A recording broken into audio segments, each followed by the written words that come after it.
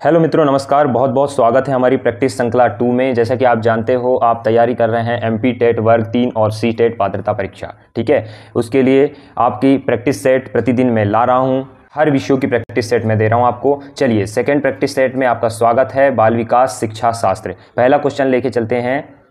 स्मृति का अभिप्राय है। स्मृति का अभिप्राय है, तो इसका आंसर आपको बताना है। स्मरण है, पुनः प्राप्ति है, या ए बी दोनों है, या फिर विस्मरण है। तो आपको चारों में से इसका उत्तर बताना है। क्या होगा?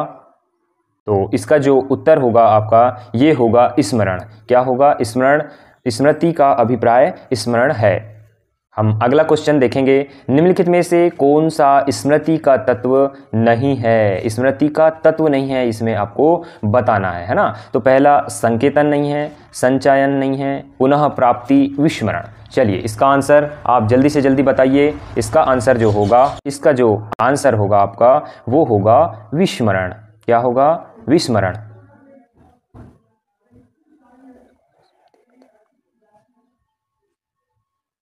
आंसर विस्मरण होगा।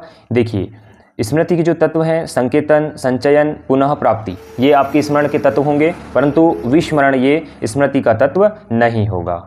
अगला क्वेश्चन की ओर बढ़ते हैं। किसने कहा कि जो बात पहले सीखी जा चुकी है उसे स्मरण रखना ही स्मृति है? ये किसने कहा? किस वैज्ञानिक ने कहा कि जो बात पहले सीखी जा चुकी है उसे स्मरण रखना ही स्मृति है? तो ये आपको ऑप्शन में देखिए, गोडार्ड है, या फिर विलियम मैकडूगल है। मैकडूगल या फिर वुडवर्थ है, या चौथा ऑप्शन स्किनर है। तो आपको इसका उत्तर बताना है यहाँ पे। तो यहाँ पे इसका उत्तर हो जाएगा आपका सी हो जाएगा। क्या हो जाएगा? सी। वुडवर्थ हैं वैज्ञानिक जिन्होंने कहा था।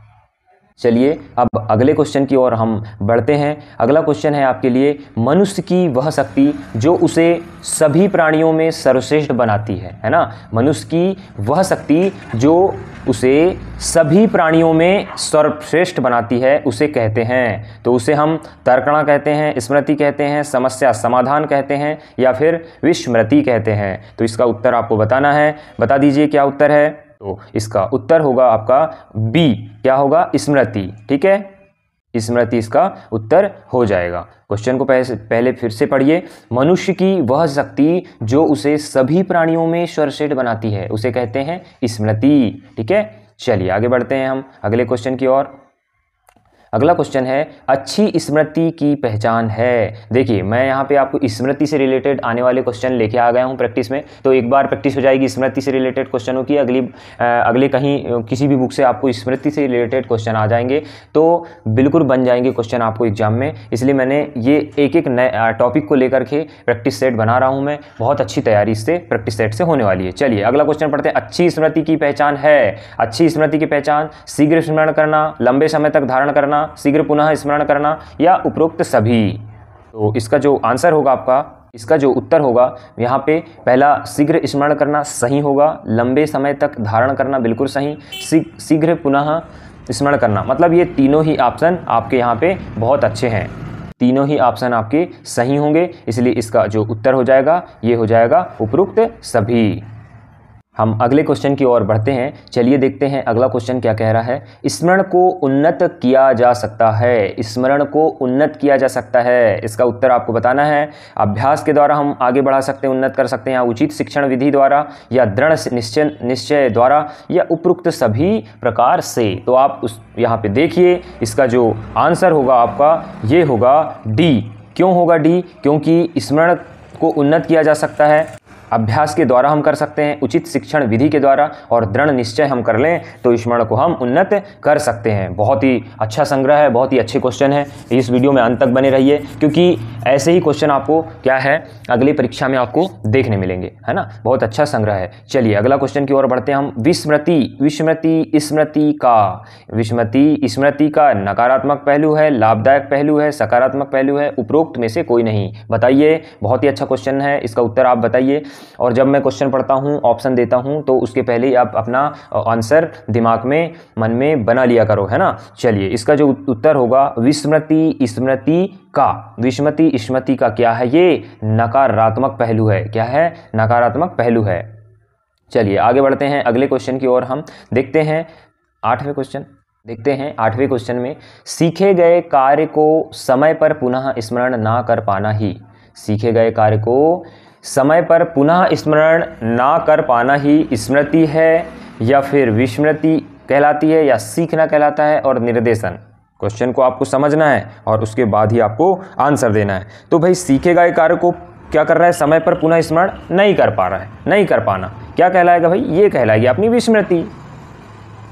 क्या कहलाएगी, विस्मृति कहलाएगी। सीधा सीधा उत्तर है इसका, है ना। समझ करके उत्तर दीजिए, जल्दबाजी में आप कभी भी आपको क्वेश्चन का उत्तर नहीं देना है। चलिए आगे बढ़ते हैं हम अगले क्वेश्चन की ओर। स्मृति का अंग कौन सा नहीं है, तो स्मृति का अंग नहीं है वो बताना है आपको। अधिगम, चिंतन, धारण या प्रत्याभिज्ञ। तो इसका स्मृति का अंग कौन सा नहीं है, तो ये नहीं है अपना स्मृति का अंग, ये चिंतन नहीं है। क्या नहीं है, चिंतन यहाँ पे स्मृति का अंग नहीं होगा। अधिगम होगा, धारण होगा और प्रतिभिज्ञ होगा। ठीक है, चलिए अगला क्वेश्चन की तरफ बढ़ते हैं हम। वास्तविक स्मृति में याद किया जाता है, क्या है क्वेश्चन, वास्तविक स्मृति में याद किया जाता है आदत से, यांत्रिकता से, सक्रिय रूप से या फिर क्रमबद्धता से। तो बताना है इसका उत्तर आपको। बहुत अच्छा क्वेश्चन है ये है। वास्तविक स्मृति को याद कर में वास्तविक स्मृति में याद किया जाता है क्रमबद्धता से। कैसे, क्रमबद्धता से। अगला क्वेश्चन हम देखेंगे। पूर्व में सीखे गए ज्ञान का प्रत्यक्ष उपयोग ही स्मृति है। चलिए दोस्तों अगला क्वेश्चन हम देखते हैं। विस्मृति के प्रकार, विस्मृति के प्रकार सक्रिय है पहला ऑप्शन, निष्क्रिय, फिर ए और बी दोनों, और उपरोक्त में से कोई नहीं। तो इसका जो आंसर होगा, इसका आंसर ए और बी दोनों होगा। सक्रिय और निष्क्रिय विस्मृति के प्रकार हैं। सॉरी। अधिगम, धारण, पुनः स्मरण तथा पहचान आदि प्रक्रियाएं आती हैं। ये क्वेश्चन का आपको उत्तर देना है। ध्यान के अंतर्गत है, कल्पना के अंतर्गत है, रुचि के अंतर्गत, स्मृति के अंतर्गत। तो इसका जो उत्तर होगा आपका ए, ध्यान के अंतर्गत। क्या, ध्यान के अंतर्गत। ठीक है, इसका उत्तर हो जाएगा। चलिए अगले क्वेश्चन की ओर हम बढ़ते हैं। क्वेश्चन है, अभिक्षमता मापन की मुख्य तुलना विधि का विकास सर्वप्रथम किसने किया था। ठीक है, तो अभिक्षमता मापन की मुख्य तुलना विधि का विकास सर्वप्रथम किसने किया था। बीने ने किया था, या फिर थर्स्टन ने किया था, या गटमैन ने किया था, या लिकर्ट ने किया था। तो इसका जो उत्तर होगा आपका ये होगा बी होगा इसका आंसर। क्या होगा, बी इसका आंसर हो जाएगा। ठीक है, थर्स्टन। चलिए अब हम अगले क्वेश्चन की ओर बढ़ते हैं। अभिक्षमता मापन की योग निर्धारण विधि का विकास सर्वप्रथम किसने किया था। तो अभिक्षमता मापन की योग निर्धारण विधि का सर्वप्रथम विकास जो किया था वो बीने ने किया था, या थर्स्टन ने किया था, और या फिर लिकर्ट ने किया था, या फिर गटमैन ने किया था। तो जो इसका उत्तर होगा सी नंबर का। क्या होगा, सी नंबर का, लिकर्ट ने क्या किया था। ठीक है, अगला क्वेश्चन देखते हैं हम। फिर से क्वेश्चन बहुत अच्छा है। अभिक्षमता मापन की क्रमबद्ध अंतर विधि का सर्वप्रथम विकास किसने किया था। ठीक है, इसका भी उत्तर बताइए क्या हुआ था। सोच करके आप को रख लेना है और उत्तर मैं आपको बताते चल रहा हूँ। चलिए इसका जो उत्तर होगा ये होगा सेफिर। कौन होगा, सेफिर। सर्वप्रथम विकास किसने किया, सेफिर ने किया था। ठीक है, अगला हम क्वेश्चन देख लेते हैं। अभिक्षमता मापन की क्रमबद्ध अंतर विधि का विकास सर्वप्रथम किसने किया था। अंतर विधि का विकास सर्वप्रथम किसने किया था। तो आपको ऑप्शन देख पा रहे हैं आप।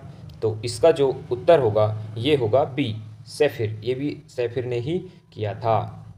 चलिए मित्रों, जो हमने स्मृति से रिलेटेड क्वेश्चन किए उससे रिलेटेड कुछ 2-4 इंपॉर्टेंट क्वेश्चन हैं, बिंदु हैं, महत्वपूर्ण बिंदु, उनकी चर्चा हम करते हैं। पहला पॉइंट देख पा रहे हैं आप, अभिक्षमता व्यक्ति की वह वर्तमान दशा है जो उसकी भविष्य की क्षमताओं की ओर संचार करती हैं। तो ये किसने कहा था, ये कहा था टेक्सलर ने कहा था। ठीक है, ये याद रखना है, बहुत इंपॉर्टेंट है। इसके बाद में अगला देखिए, अभिक्षमता के प्रकार, अभिक्षमता के कौन कौन से प्रकार हैं ये भी ऑप्शन में आपको पूछा जा सकता है। तो अर्जित शक्ति, गुप्त शक्ति, भावी शक्ति, ये सब क्या है आपके स्मृति के प्रकार हो जाए, अभिक्षमता के प्रकार हो जाएंगे। ठीक है, ये देख पा रहे हैं आप, ये तीनों प्रकार आपके स्मृति अभिक्षमता के प्रकार हो जाएंगे। अब आगे देखते हैं हम।